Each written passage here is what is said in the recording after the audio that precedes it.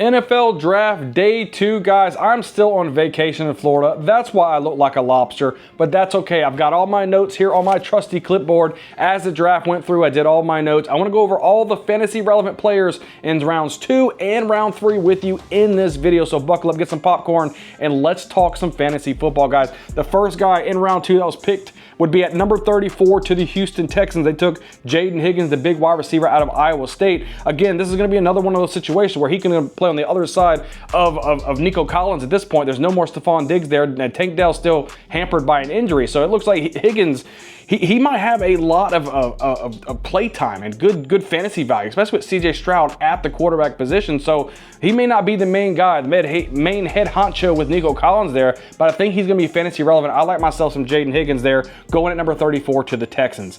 Next guy up at number 36 to the Browns, they took Quinshon Judkins, the running back out of Ohio State. He was a transfer from Ole Miss, came over to Iowa State to kind of team up with Travion Henderson. Really almost kind of took the lead role, but I like both of these backs. Let's just face it, I mean, Jerome Ford is not going to hold that running back position down. This is going to be Quinshon Judkins. It's going to be his team. It's going to be his fantasy football output for you. I like him quite a bit there for the Browns. He should be a bell cow there for them sooner rather than later.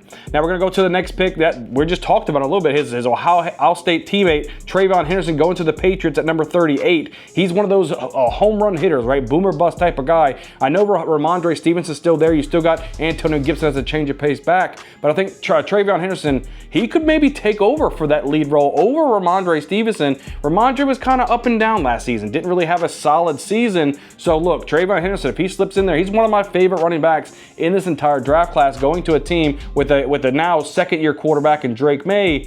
Look, I think there could be some fireworks here with Travion Henderson, even though he was taken after Quinshon Judkins, both of those guys teammates at Ohio State. So coming here, next pick at number 39, we're going to the Chicago Bears. They took Luther Burden III, the wide receiver out of Missouri. He's probably going to play third fiddle for these guys, almost like a jack of all trades, move them all over, almost like that Joker role like Sean Payton talks about. But look, you still got Rome Odunze out there as the number 2 wide receiver coming in as his second year as well. You know, and Luther Burden's going to be that number 3 guy right behind him. So could be some fantasy value. I think he's going to have some boomer bust type of games. A good flex play if you ask me. So move right along here. Number 40, the Saints. They don't take Shadir Sanders. They go Tyler Show, the quarterback out of Louisville. Again, he's one of the older quarterbacks to come out in football, but look, it is what it is. He showed nice poise in the pocket. He can deliver a nice football down the field just because he's a little older, just because he dealt with all the injuries. But now he had one final, solid injury-free season, and he showed why he belongs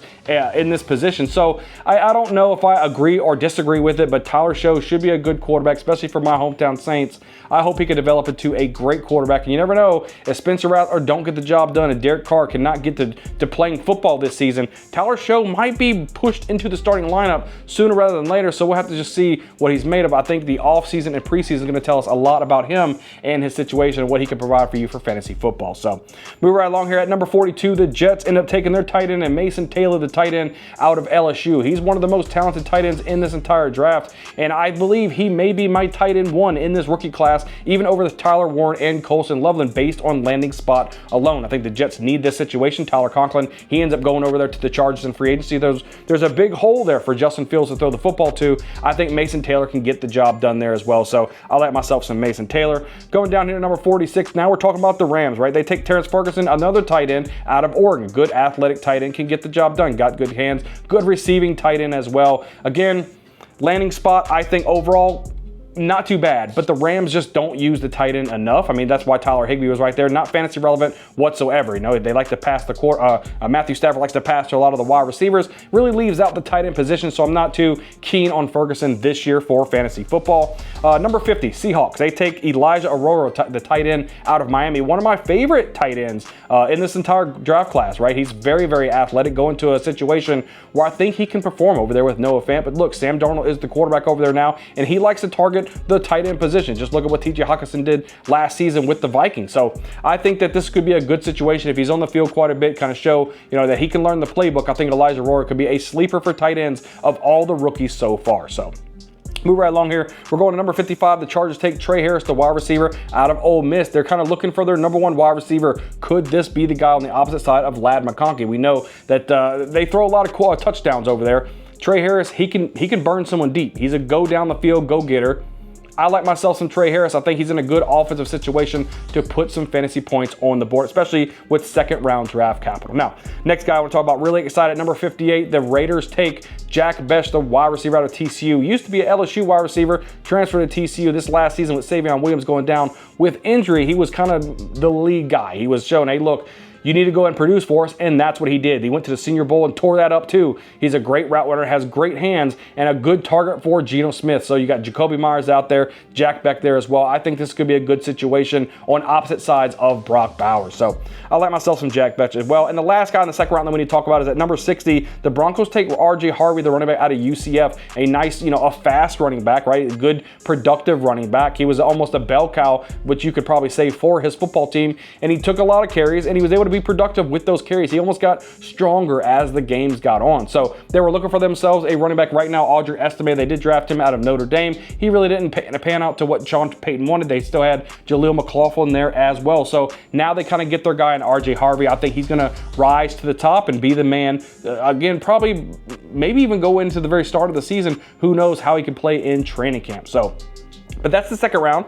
Let's move along here into the third round. Looking at my notes, first guy here at number 67, the Browns take Harold Fannin Jr., right? The tight end out of Bowling Green. Again, this is another one of my favorite tight ends. He's actually my number 3 tight end on the big board prior to the draft, right? He was tearing it up, and they're like, well, he played in Bowling Green. That's why he didn't do, that's why he was showing out, right? He's playing all these snaps and putting up all these yards. But then he went to the Senior Bowl against higher competition. He did the same thing against higher competition. Even though at 6'3", Harold Fannin Jr. can get the job done, could be fantasy relevant pretty fast, as a second fiddle tight end. The problem is I'm really upset that he went to the Browns. That kind of kills his draft stock for me. I think David Njoku is the man there, going to be the man there for years to come, and I think Harold Fannin Jr. can carve himself out a role, maybe a flex play and get you maybe a touchdown or two in any given week. But, I would just wish he went to a better landing spot than the Browns, but that's just me. So, moving right along at number 69, the Patriots, they take Kyle Williams, a fast wide receiver out of Washington State. This guy, he's really, really fast, right? He's a yak guy, right? Yards after the catch. He can make anything happen. He's just a speed team. We've shown, just shredding Travis Hunter, too, just speeding right past him like there was nothing there. I think if he get into an opportunity, the Patriots got themselves an absolute steal. Even the Demario Douglas there, I think he's even a faster version of Demario Douglas there for the Patriots. So I like myself some Kyle Williams. I think he'll be fantasy relevant quite well and could be as early as this season. So move right along. Number 7, the Lions, they take Isaac Tesla, the wide receiver out of Arkansas, the big body wide receiver, 6'4", right? He pretty much catches everything in his sight. He's a good possession wide receiver. Not going to have a massive role, but with the questions there with Jameson Williams, is he going to end up going? Are they going to trade him? Are they going to let him go in free agency soon? I think that he could be, a good role player on the opposite side of Amon-Ra St. Brown for a good Lions football team. But I love the depth there for Tesla. Number 74, this is a wide receiver that I really like, the Broncos. They take Pat Bryant, the wide receiver out of Illinois. This is one of those guys, 6'2", 204 pounds. I think he was higher on my draft board than probably a lot of people, right? Just watching a lot of the film. He can play. He can really play. And I think right now you're probably putting him at maybe the wide receiver 4 for the Broncos and Bo Nix. I think that Sean Payton can put him in good positions to be successful. So Pat Bryant, definitely a sleeper wide receiver for me.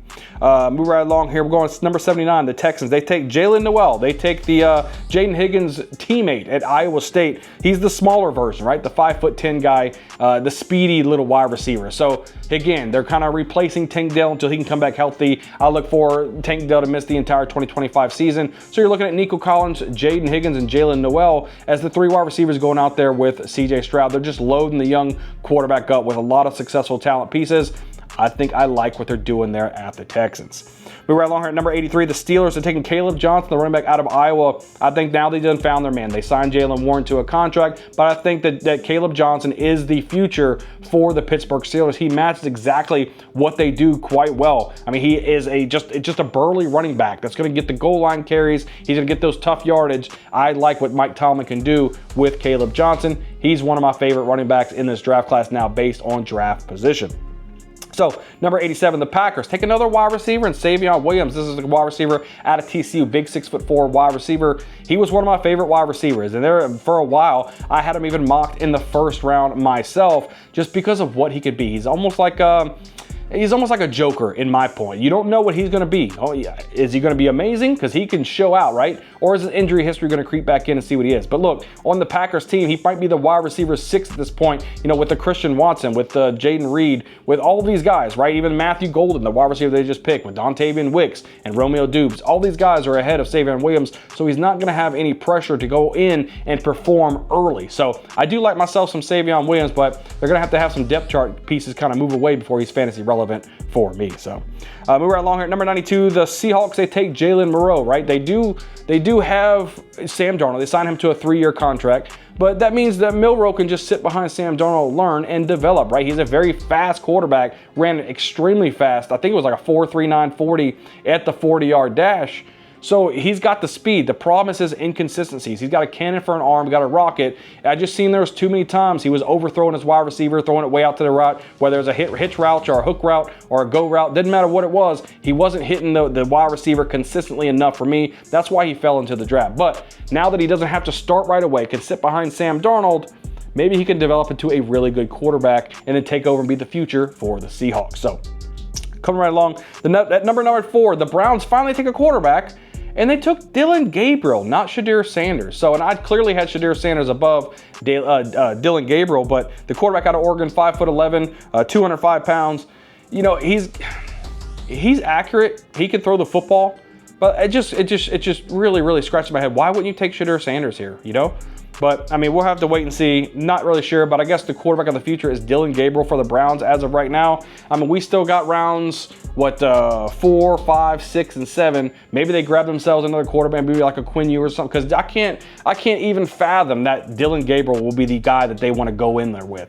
So I'm assuming maybe they'll take another guy like maybe a Quinn Ewers or maybe they slide down there and get themselves some Shadir Sanders or something if he falls that far. But they got to get another quarterback in there because Dillon Gabriel, I don't think you can't put your hat on him and say, look, this is the future for our football team. But we'll have to wait and see. Dillon Gabriel, I like him as a quarterback, but I'm just saying I like Shadir Sanders a little bit more, and I'm really scratching my head of why they didn't pick Shadir Sanders there. So move right along here. At the last guy, pick 102, the Vikings take Ty Felton, the wide receiver out of Maryland, 6'1", 183 pounds, right? He's a good route runner, right? Yards after the catch kind of guy, can get the job done. He's probably going to play third fiddle there, you know, behind Jordan Addison and Justin Jefferson. So, I mean, you never know. Yeah, I think J.J. McCarthy's going to need more weapons, and that's what they're trying to do. They're trying to fill the guy with more weapons, guys. But look, that's all the players from round 2 and round 3. So I wanted to go over everything, who's fantasy relevant, my first kind of inclination of where I believe these guys go. I'm going to be putting out full draft rankings for you guys, whether you're in a dynasty league, whether you're in a redraft league, whether